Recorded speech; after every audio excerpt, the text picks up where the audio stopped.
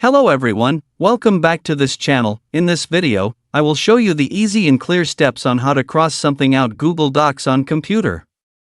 So how to cross something out Google Docs on computer? Make sure you keep watching this video until the end. Let's get started right away. Firstly, just go to Google Docs on your computer or laptop. And this is the initial display of the Google Docs work page. Just block the text that will be crossed out. And direct the cursor to the top of the screen. Here there are several menu options. Tap this Format menu.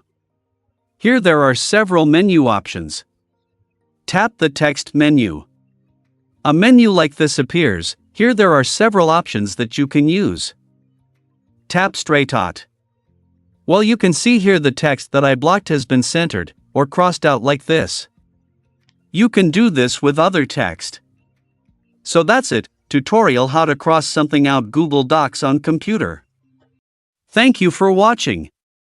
I hope this video is useful. See you in the next video.